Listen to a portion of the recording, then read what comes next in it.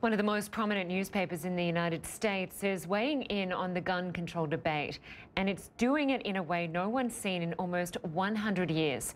For the first time since 1920, the front page of the New York Times features an opinion piece. It carries the blunt title, "End the Gun Epidemic in America."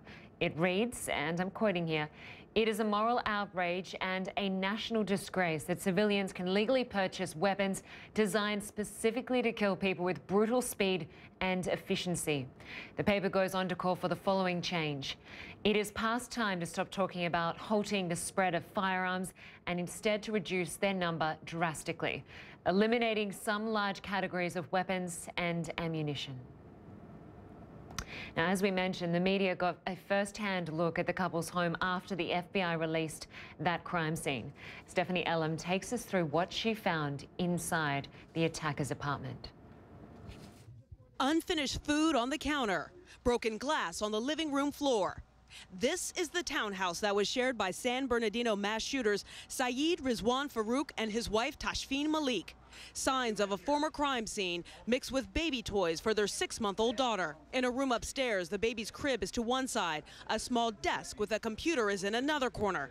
The back bedroom holding more clues about the family. I was the first person to walk into this room and saw how it was before everyone started touching it. And you can see that police did go through and look at many things. I don't want to show you these IDs over here just because I don't want to show you those addresses that are on there, but I do believe that they belong to the mother of Farouk based on the ages that are there. But you can see that there are some prayer books. There are also some pictures. When I first walked in, this group of prayer beads was sitting right here on the edge of the bed when I walked in as well. Several prayer books that were all around the side of the bed here, some business cards, and plenty of the normal trappings that you would expect to see in a bedroom. There's, I see receipts for stores, normal store purchases. I see lotions and creams and dressers and that sort of thing. But one of the things, and there's so much media in here, but I want to show you, one of the things that you can see here is this, and this is what I was telling you about before, is this right here. If you look up here, you can see where they smashed up into the ceiling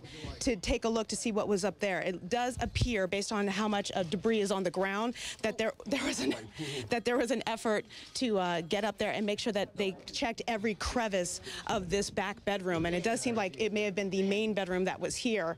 But plenty of IDs. I've seen passports. I've seen driver's licenses, social security cards, plenty of things that are around here, as well as plenty of signs of faith. A lot of signs of faith here. You see a lot of signs of these being people who believed in their faith and also referencing it. There's stickers and so forth all throughout the room, but a lot of paperwork and also a lot of luggage up here as well too. But it just looks like it's been stashed over in the corner, but definitely signs that this has been a room that has been ransacked by, not before the media got here, but by the police as well. Doyle Miller, the landlord of the property, invited the media inside. A surprising move because the investigation is still in the early stages. I need to assess the damage. It's a lot worse than what I thought. But the FBI, under fire for allowing the landlord and media to enter the home, explained they were no longer responsible for the apartment since they released it last night. We executed a search warrant on that apartment, and last night we turned that over back to the residents. Once the residents have the apartment and we're not in it anymore, we don't control it. Now, there was a lot of speculation about the garage to this house. We understand that there are reports that the couple may have been building pipe bombs inside of the garage. Well, I walked around it. There was no way to get in it, and there was no signs of that activity within the household. Stephanie Elam, CNN, Redlands, California. Now let's get the latest on the investigation. Our Polo Sandoval is live in Redlands, California, where the shooters lived. Polo, ISIS claims these two attackers were supporters of the terror group. It certainly falls in line with what police said, that the wife had pledged her allegiance to the terror group on her Facebook. How does this all affect the investigation? Well, Lynda, yesterday's announcement basically made official what so many people suspected here, which was that this should be treated as a terrorism investigation. So that is, in fact, what we're noticing now. What that will mean will be additional counterterrorism resources, additional members of the intelligence community also joining in to try to see if they can actually confirm this possible ISIS link. You have the message that was posted there on social media that was later taken down by Saeed Farouk's wife.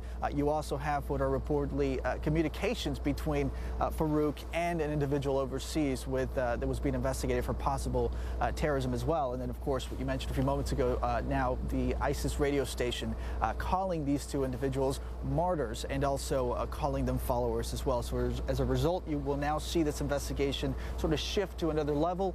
At the same time, officers and also investigators themselves will try to make sure that there are no active cells in the United States, because if this turns out to be true, this would be very significant, as it would be really the bloodiest attack on U.S. soil with links to foreign terrorists since 9/11.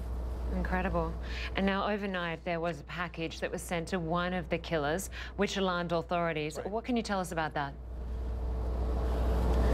And this clearly scared a community that's already on edge. What we can tell you is that last night a UPS driver left a sorting facility in Southern California out to make his deliveries. When he looked at a package that read 53 North Center Street, automatically red flags were sent, because if you look behind me, you see that's the address that's actually posted on top of this home. This is where Saeed Farouk lived with Tashfeen Malik. So that delivery man automatically returning to that sorting facility, fearing that there could be anything in this package.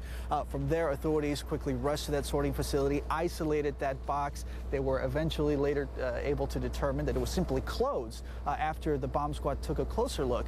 So obviously that was a false alarm. But I think what this does, it really does show you how members of this community are vigilant. Whether they live here or whether they work here, people are keeping an extra eye out, especially as they wake up this morning and see that particle board that's closing off the house of somebody that they considered a neighbor, not necessarily somebody who would do what we witnessed on Wednesday. Absolutely. Certainly a community there very much still on edge. Polo Sandoval, thank you very much for that update.